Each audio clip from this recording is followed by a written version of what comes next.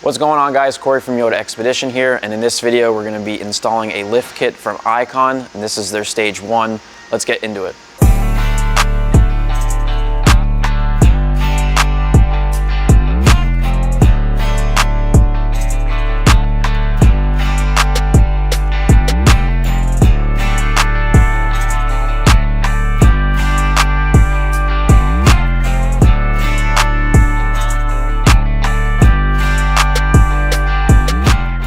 So if you get a stage 1 lift kit from Icon, this is everything that you're gonna get right here. You have your coilovers for the front, your rear springs, and your rear shocks, and then all the hardware to go with it. So the front coilovers are a 2.5-inch shock housing. These are adjustable from 0 to 3.5 inches. And pretty much everything else on this is billet aluminum, and it's anodized in a non-corrosive coating, so you don't have to worry about it rusting or looking like garbage. Now, like I said, these are adjustable, but Icon sends them out to you in the best setup possible. If you do tighten this, which compresses your spring, it's going to give you more lift, but it's also going to be a stiffer ride. And then the opposite, if you loosen this to lower the vehicle, you're also going to get a softer ride. So they have it set up probably in the best position to match with the rear shocks to get it a nice level look and to ride the best as well. All right, first things first, we're gonna get the 4Runner up on the lift. We're gonna get the stock suspension out, show you how to do that before we go ahead and get the new lift kit installed.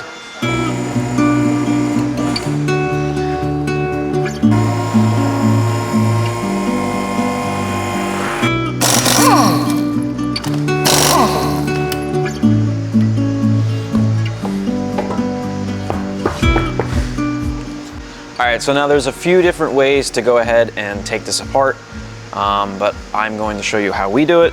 So first thing we're gonna do is pull the cotter pins out of both the ball joint here on the upper control arm, and then the ball joint on the outer tie rod.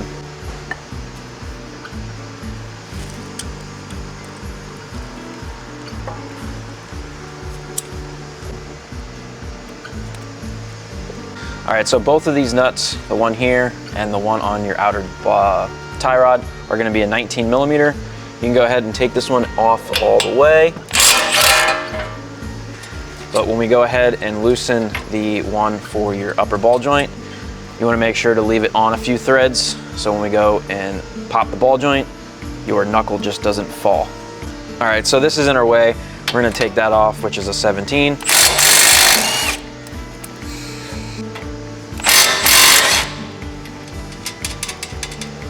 And we're gonna go ahead and pop this ball joint apart. You can either use a ball joint splitter or a hammer. And just hit right here on the side.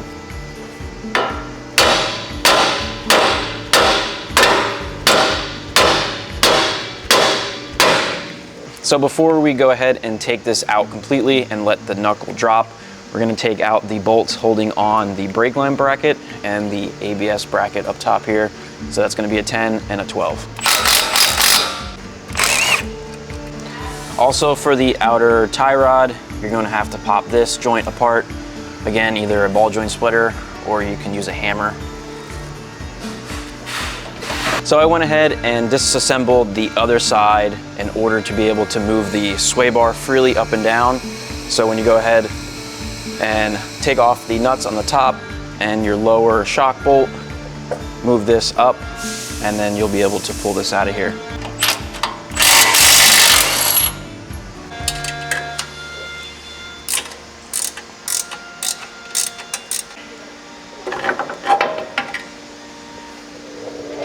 All right, so we have the factory suspension out. Now we are ready to start putting on the Icon lift kit. So let's head over to the bench.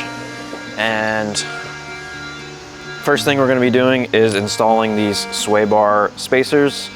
And we're gonna be using these Allen bolts here in the holes with the counter bore to attach them to the factory location.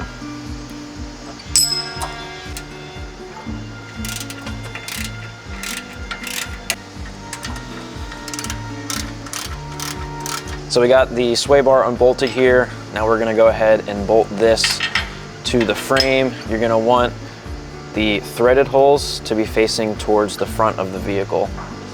And then we're gonna be putting the Allen bolts back into the factory location. All right, so now that we have the spacer in there attached to the frame, we can go ahead and use the new supplied hardware to reattach the sway bar to the spacer.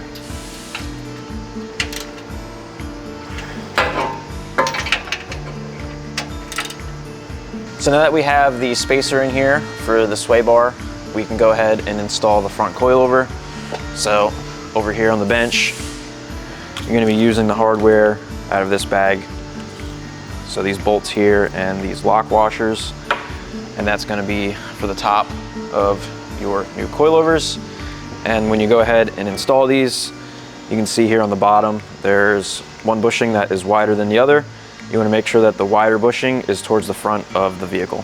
So when it comes to these bushings, these do come out and you can flip them around. So that way you can position the shocks the same on both sides. So we're going to do that on the passenger side here. So then this side is going to be facing out on both sides of the vehicle.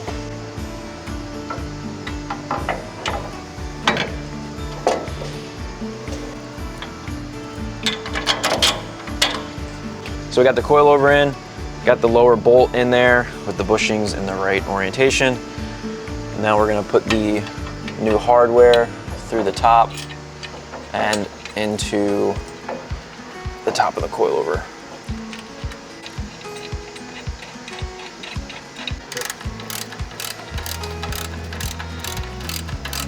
All right, so since we put these spacers in the sway bar, which dropped it down, it's going to interfere with these braces here for your skid plate. So they give you these big spacers here, and you're gonna be putting 2 of those in between each of the mounting points.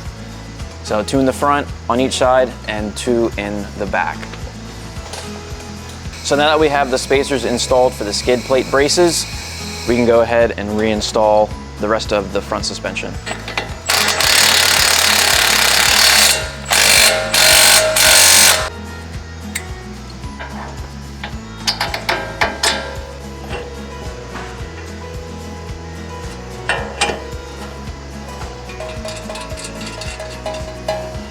All right, we got everything back together on this side, so I'm gonna go ahead, put the other side back together, and then we can move to the rear.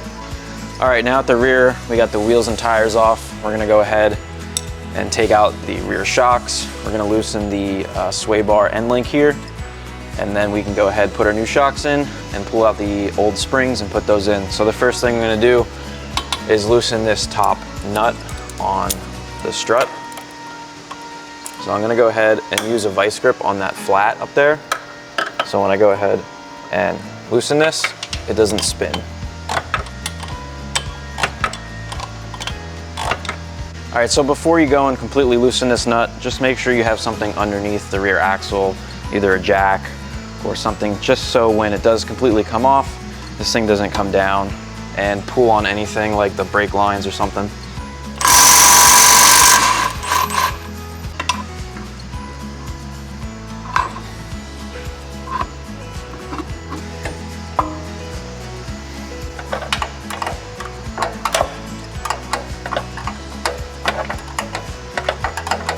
All right, once you have the sway bar end link disconnected from the frame, you can go ahead and lower your jack or whatever you're using to hold this up.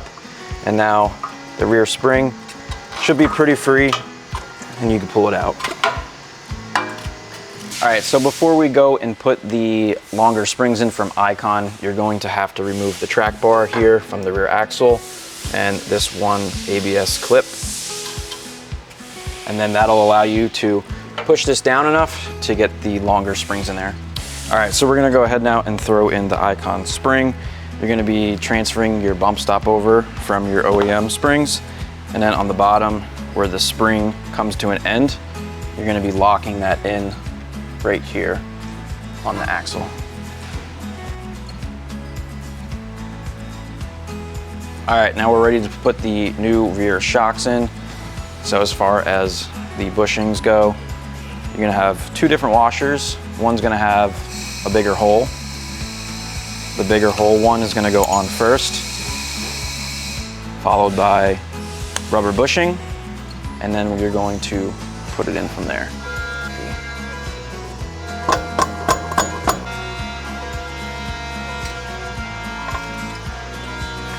All right, we got the bushings in there, we got the nut started, so I'm gonna go ahead and tighten that down and put the sway bar end link back in, and then we can go to the other side. All right, we got the sway bar end links connected back up, so we're gonna go ahead and put the track bar back onto the rear axle. All right, so we got everything on the rear put back together, including the track bar, which actually gave us quite a bit of issues getting it back, the bolt line back up to get the bolt in. So we ended up taking this side out as well, so then we could get this one in first. And then we went ahead and got this one in by putting a screwdriver through it or something that you can use to pry the hole so we can get everything lined up. But this was probably the hardest part of the install, was just getting the bolt hole line back up for the track bar.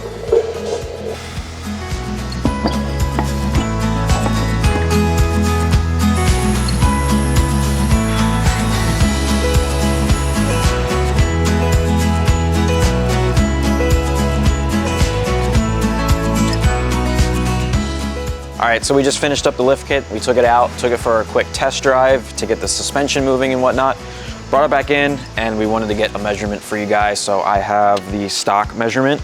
When it was stock suspension, we measured the front from the floor to the bottom of our fender, which was 34.75 inches, and now we're at 37.5. So we gained 2.75 inches in the front, and then on the rear, stock was 37.75, and now we are measuring 39. So we gained 2.25 inches in the rear. We are going to be adding some weight on this, so it should hopefully bring the rear down just a tad, because the rear is sitting a little higher than the front. But again, these are adjustable, so if you want to get the spanner wrench for these, you can tighten these, which would stiffen the spring and make your front sit a bit higher. Again, you are gonna have a little bit more of a rough ride, but we are gonna be adding a bumper on this as well, so we might have to go ahead and do that. All right, so with that being said, if you guys are interested in the Icon Stage 1 lift kit, you can head over to yodaexpedition.com, or I'll put the link down in the description. So that's gonna be it for this one. Thanks for watching, and I'll see you guys in the next one.